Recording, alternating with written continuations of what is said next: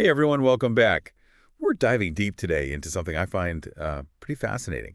It's all about those subtle signals we might be getting from our higher selves. Interesting. And we'll be looking at a transcript from a spiritual teacher.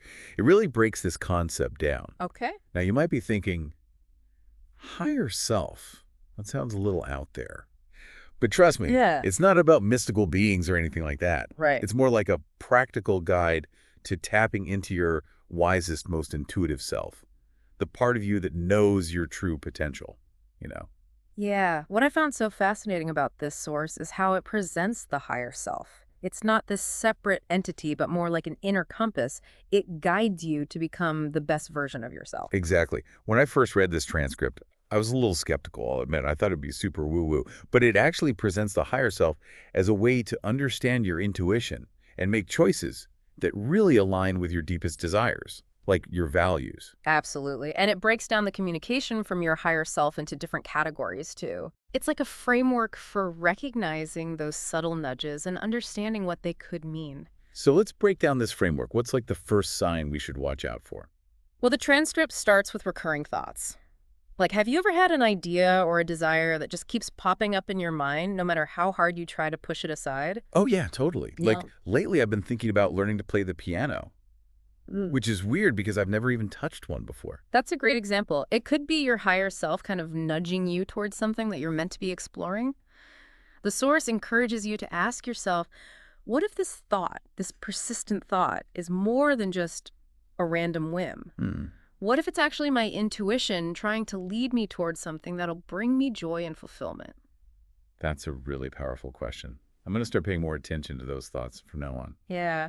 And the transcript also talks about synchronicities, those meaningful coincidences that feel like they have a deeper purpose. Almost like the universe is winking at you, confirming you're on the right track. Okay, synchronicities. That's where things get a little mysterious. Does the source have any specific examples of what those might be? Yes. It shares a story about someone who was thinking about leaving their job and was feeling really stuck. And then, totally out of the blue, a former colleague reached out with a job offer in a field they'd always dreamed of working in. Wow, that's wild. It's like a sign, right? Yeah. I've had experiences like that too, where it feels like things just fall into place perfectly. Too perfect to just be random. Exactly. The transcript emphasizes that these synchronicities aren't just flukes or coincidences. They're often messages from your higher self, confirming you're moving in the right direction, even when things feel uncertain. This is making me rethink a lot of things. I'm starting to see patterns in my own life. What else should we be paying attention to? Well, the source also talks about our emotions, but it's not just about feeling happy or sad. It's more about that gut feeling, that deep inner knowing that tells you whether something is right or wrong, even if you can't really logically explain it. So it's about trusting our intuition, even when it doesn't make sense to our rational minds. Exactly. The source suggests that your intuition is the voice of your higher self, and it's often way wiser than you think. It encourages you to tap into that gut feeling. Ask yourself, what is this emotion trying to tell me? What wisdom does my body already have? Yeah, I've definitely had times where my intuition led me in the right direction, even when it went against logic. So how do we learn to trust that inner voice more? The transcript says that building that trust in your intuition is a process. It's about noticing those emotional cues and really paying attention to how they guide you. The more you practice, the more confident you become in being able to tell the difference between the voice of your higher self from your fears and doubts. That makes sense. It's like building a muscle. The more you use it, the stronger it gets. Yeah. What about dreams? I've always felt like those have a deeper meaning. Yeah, the source definitely acknowledges that dreams can be a very powerful way for your higher self to communicate. It suggests keeping a dream journal and starting to notice recurring symbols or themes, but it also emphasizes that you shouldn't overanalyze every detail. Okay. Just pay attention to the feelings and the message of the dream. Okay, I'm adding start a dream journal to my list. What are some other, maybe unexpected ways our higher selves might be trying to reach us? Well, this one might surprise you. Physical sensations. Have you ever felt drawn to something or repelled by something for no logical reason? Now that you mention it, yeah. Sometimes I feel uneasy in certain places or around certain people, even if I don't have a reason to. That's exactly it. The transcripts suggest our bodies are incredibly sensitive instruments. They pick up on energies our conscious minds totally miss. And that feeling, that being drawn to or repelled by something, could be your higher self trying to steer you towards or away from something or someone. Whoa, I never thought about it that way before. It's almost like our bodies have their own intuition, separate from our minds. That's a great way to put it. We're not just minds, we're physical beings too, and our bodies have their own wisdom to share. So we've got recurring thoughts, synchronicities, emotions, dreams, and physical sensations. Anything else? The source mentions animals and symbols a little bit, but it cautions against overinterpreting everything. The key is to be open to the possibility that certain animals or symbols have a personal meaning for you, and to pay attention to how they make you feel. Right. So just because I keep seeing butterflies doesn't mean I'm going to transform overnight, but it could be a message about change or growth. Exactly. It's about noticing those nudges and being open to what they might mean. Okay, this is blowing my mind. But I imagine there are also challenges when it comes to connecting with our higher selves, right? Absolutely. One of the biggest hurdles the transcript talks about is our ego, that constant chatter. So how does the ego get in the way of us hearing our higher selves? Oh, it's like this. The transcript uses this powerful analogy. It describes the ego as the voice that shouts, while the higher self whispers. The ego is that part of us based on fear, past experiences, and all that societal conditioning. It's constantly trying to keep us safe and comfortable, even if that means holding us back. So it's like our ego is trying to protect us, but it can also keep us trapped in those limiting beliefs and patterns. Exactly. So how do we quiet that voice so we can hear our higher selves? The transcript suggests practicing self-inquiry, which is about asking yourself tough questions about why you do the things you do and why you think the things you think. Like, Mhm. are you doing something out of fear or obligation, or is it truly aligned with your values? So it's about getting honest with ourselves and understanding those hidden motivations that are driving our choices. Exactly. By regularly questioning your thoughts and actions, you can start to tell the difference between your ego and your higher self. This is so helpful.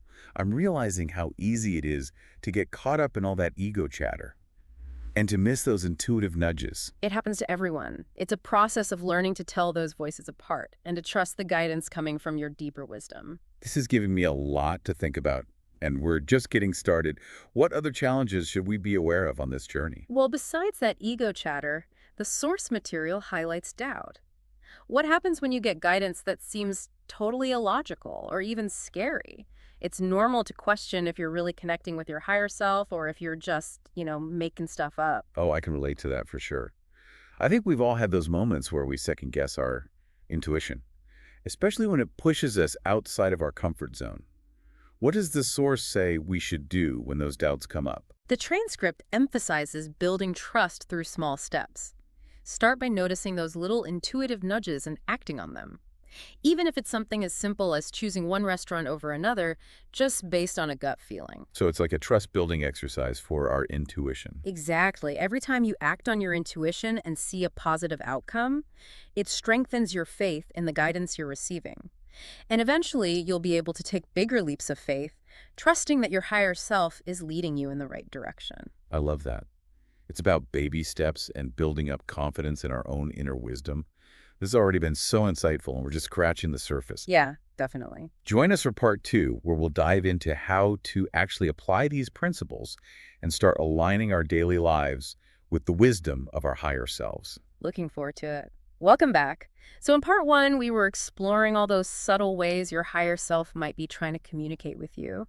Now let's shift gears and get a little bit practical. This transcript offers some really great advice on how to actually bring those higher self vibes into your daily life. I'm all about actionable advice.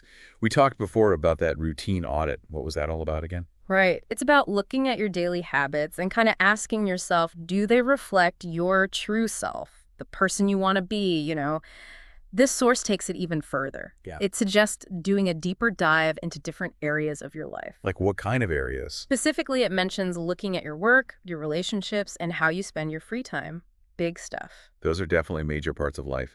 So what kind of questions should we be asking ourselves about our work? The source asks this really thought-provoking question. Does your work give you a sense of purpose and joy, or is it just a means to an end? It's a big question. A lot of people struggle with that. Yeah, I can relate to that for sure. Sometimes it feels like work is just about paying the bills. It's hard to find that sense of fulfillment. Exactly, and the transcript acknowledges that. Sometimes your higher self might be guiding you towards a career shift, something that aligns more with your passions and your purpose, even if it means stepping outside of your comfort zone a little bit. That could be scary. The thought of leaving a stable job to go after something unknown can be really paralyzing. How do we know when it's the right time to make a change like that? I think that's where trusting your intuition comes in. The transcript reminds us that your higher self sees the bigger picture, even when you don't. If you're constantly feeling unfulfilled or drained by your work, it could be a sign that it's time to explore other options. Okay, so it's about paying attention to those feelings of discontent and being open to exploring different possibilities. What about relationships? How should we be looking at those? This source asks another really powerful question. Are your relationships nurturing and supportive of your true self, or do they drain you? Do they confine you? That's a good question. I think everyone has experienced both kinds of relationships, right? Those that lift you up and those that bring you down. Totally. And the transcript really encourages you to be honest with yourself Yeah. about the quality of your relationships. Are the people that you spend time with supporting your growth and encouraging you to become your best self? Or are they holding you back, intentionally or not? So it's about surrounding yourself with people who inspire you Yeah. and challenge you in a good way and celebrate who you truly are, right? Exactly. It might even mean letting go of relationships that are no longer serving you, even if that's hard. But the source reminds you that sometimes letting go of what no longer serves you creates space for new, more fulfilling relationships to come in. That makes sense. It's about creating space for those people who really align with your values and support your growth. So we've talked about work and relationships. What if that last one, how we spend our free time? Yeah, the source encourages you to ask yourself, am I engaging in activities that bring me joy, that nourish my soul? Or it's Mhm. about making those conscious choices about how you're spending your free time. So ditching the mindless scrolling and actually picking up a hobby that sparks some joy. Exactly. Make time for activities that make you feel alive, energized, connected to who you really are. The source says these activities could be anything, like spending time in nature, pursuing a creative hobby, or just relaxing and recharging. The key is to choose those activities that nourish your soul and bring you that sense of peace and fulfillment. I love that. It's about prioritizing those activities that make you feel good. Okay, so we've talked about examining our routines, but what are some other practical steps we can take to align our daily lives with our higher selves? The source highlights two key practices: mindfulness and creativity. We talked about those a little bit in part one, but how do we actually weave them into our lives? Well, mindfulness, as we discussed, is about being present in the moment. But this transcript says you don't have to sit in meditation for hours to get the benefits. You can find small ways to bring more presence into your day. Okay, I'm all for making mindfulness more accessible. What are some of the simple practices that the source mentions? It specifically talks about mindful eating, walking, and even listening. It's about bringing that awareness to everyday things, Okay. really savoring the experience instead of just rushing through it. So mindful eating, like actually tasting your food instead of just shoving it in. Yes. It's about slowing down, paying attention to all those flavors and textures and smells of your food. Mindful walking is about really noticing the sensations of your feet on the ground, the movement of your body, and all the sights and sounds around you. It sounds so simple, but I bet it's actually pretty challenging to stay present in those moments. It takes practice for sure, Yeah. but the source says that even just a few minutes of mindful practice each day can make a huge difference. It can help you feel more grounded, more centered, and just more connected to the present moment. And what about mindful listening? What does that look like? It's about truly focusing on the person who's speaking. Mhm. Setting aside all your own thoughts and distractions and really absorbing what they're saying. Listening not just with your ears, but with your whole being. That's such a valuable skill. I think a lot of us could use some practice with that. It's so easy to get caught up in our own heads. Yeah, absolutely. And this source suggests that mindful listening can not only improve your relationships, but it can also help you become more attuned to those subtle messages from your higher self. It's like you're training yourself to listen more deeply, both to the world around you and to your own inner wisdom. Okay, so we've covered mindfulness. What about creativity? Well, the transcript reminds us that creativity is such a powerful way to access the wisdom of your higher self. It's about expressing yourself authentically, without judgment or expectations. But what if you're not an artist? Does that mean you can't tap into this creative energy? Absolutely not. This transcript really emphasizes that creativity isn't about producing some kind of masterpiece. It's about the process of expressing yourself. It could be anything, writing in a journal, dancing in your living room, experimenting in the kitchen, anything. So it's about finding those activities that allow you to tap into that flow state, that Hmm. feeling of being totally present and in the moment. Exactly. And the source says that when you're in that creative flow, you're more likely to receive those insights and inspiration from your higher self. It's like you're bypassing your logical mind and tapping into this deeper well of creativity and intuition. Okay, that makes sense. It's about getting out of our own way and letting that creative energy flow through us. I'm definitely feeling inspired to make more time for creativity in my own life. That's great to hear. And remember, it doesn't have to be anything super fancy or complicated. The key is to find what brings you joy and allows you to express yourself authentically. So we've talked about examining our routines, practicing mindfulness, and embracing creativity. Are there any potential pitfalls, things we should watch out for on this journey of connecting with our higher selves? Yeah, the transcript mentions something really important, the danger of spiritual bypassing. Right, we touched on that briefly in part one. Can you remind us what that is again? It's basically when you use spiritual ideas or practices to avoid dealing with difficult emotions or unresolved issues in your life. So using spirituality as a way to escape reality instead of facing our problem. Yeah, exactly. The transcript really emphasizes that true alignment with your higher self requires honesty and compassion. It's about being willing to face those tough emotions, not just trying to spiritualize them away. So it's not about pretending everything is perfect and happy all the time. Mm. It's about embracing all parts of ourselves, the good and the bad, the messy, everything. Yes. The source says that when you're willing to face those shadows with courage and compassion, you create space for deeper healing and transformation. It's in those moments of vulnerability that you often connect most deeply with your higher self. This is such a powerful reminder. It's so easy to get caught up in this idea of spirituality as this perfect, blissful state. Yeah. But true growth often comes from embracing the messy human parts of ourselves, too. I totally agree. It's about integrating all those parts of ourselves and recognizing that even the most difficult experiences can teach us valuable lessons. They're opportunities for growth.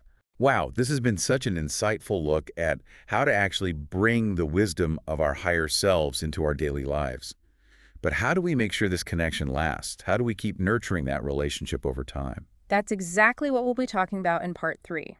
Join us as we explore the practices and principles that can help you cultivate a lasting and meaningful connection with your higher self. Welcome back. We've covered so much in this deep dive already.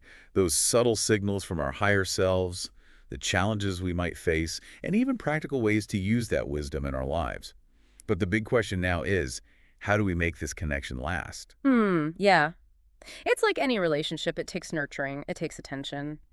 This transcript actually offers some great insights into how to build a strong, long-lasting connection with your higher self. Okay, so no magic wand then, just consistent effort. What's the first step? Well, the source material really emphasizes having a regular spiritual practice. Hmm. We've touched on this a bit, but it's worth diving a little deeper.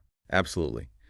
I think when a lot of people hear spiritual practice, they imagine strict routines or complicated rituals. What does this transcript suggest? It's pretty flexible, actually. It could be meditation or prayer, yoga, those classic practices. Okay. But it could also be something super simple, like spending time in nature or listening to music that moves you, or even just having a few minutes of quiet reflection each day. The key is consistency.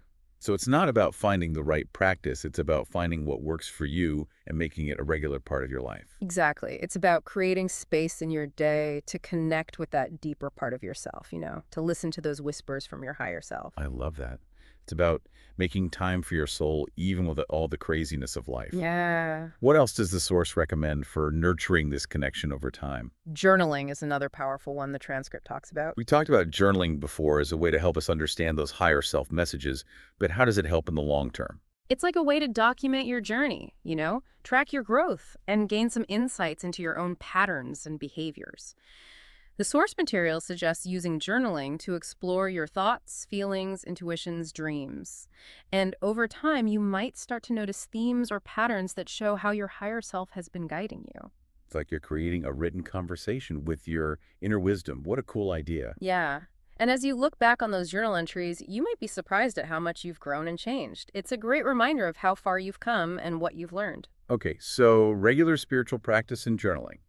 What else helps us stay connected? The source material also emphasizes the importance of community. We talked before about finding supportive people, but how does that tie into staying connected to our higher selves in the long run? Think of it like this. You're on this journey of personal and spiritual growth, but you don't have to go it alone. Finding a community of like-minded people who are also trying to connect with their higher selves can provide so much support, encouragement, and accountability. It's like having a team of cheerleaders on your spiritual path. Exactly. It could be a meditation group, a spiritual study group, even a book club focused on personal growth. Anything that connects you with other people who are on a similar path. Sharing your experiences and learning from others can really help keep you inspired and motivated. That makes a lot of sense. It's easy to feel lost or discouraged when you're trying to do this all on your own. Absolutely. This source reminds us that we're not alone. There are so many people out there who are also seeking to connect with their higher selves and live more meaningful lives. Finding those people and connecting with them can make all the difference. Okay, so we've got spiritual practice, journaling, community, anything else that's key for staying connected over time. The transcript also talks about the importance of ongoing education and exploration. Oh, It's about staying curious and open to new perspectives, constantly trying to expand your understanding of the spiritual world and your own inner world. so it's not like you reach a certain level of understanding and then you're done. It's a constant journey of learning and growth. Right. The source material encourages us to explore different spiritual teachings and practices and different modalities. Mhm. It could be reading books, attending workshops, listening to podcasts like this one, or finding mentors and teachers who really resonate with you. The key is to stay open and receptive to new knowledge and experiences that deepen your understanding and connection. That's inspiring. It's about approaching this whole thing with a sense of adventure and a willingness to keep learning. Exactly. And as you learn and grow, you might find that your connection with your higher self gets even stronger, more profound. Okay, so we need to keep learning, connect with a supportive community, and have that regular practice that helps us tune in. Any final pieces of advice from this source on staying connected over the long haul? The transcript suggests regularly checking in with yourself, almost like a spiritual self-assessment. I like that. So like taking some time to see where we're at on this journey. Yeah, exactly. It suggests setting aside some time every so often, maybe at the start of each new season, or even just once a month, and asking yourself some questions. Hmm. How's my connection feeling? What practices are really working for me? What areas need more attention? What new things do I want to try? It's like giving ourselves a spiritual tune-up. I can see how that would be super helpful for staying on track. It is. And it makes you more intentional about your spiritual growth. It's not just happening randomly. Okay, I'm adding spiritual self-assessment to my to-do list. Good. Any final words of wisdom from this transcript on this journey? It ends with a really beautiful reminder to view challenges as opportunities for growth. We've talked about this a lot, but it's so important. Challenges are a part of life. There's no way around it. It's how we choose to respond to them that really matters. It's easy to get caught up in those negative emotions when something challenging happens. But what this source is saying is that those tough moments often have the biggest potential for us to transform. Exactly. The transcript encourages us to remember that our higher self is always there with us, guiding us through those challenges, helping us learn and grow from them, and ultimately helping us come out stronger and wiser on the other side. That's such a great message to end on. This whole deep dive has been so insightful and inspiring. I feel like I have so many tools now to help me stay connected with my higher self and to live my life with more purpose. Me too. It's been great exploring all this with you. And to everyone listening, we hope this deep dive has inspired you to connect more deeply with your own higher self and to embrace all the wisdom and guidance that's available to you. Remember, this is a lifelong journey. Stay curious, stay open, and trust those whispers from your higher self. Until next time, keep diving deep.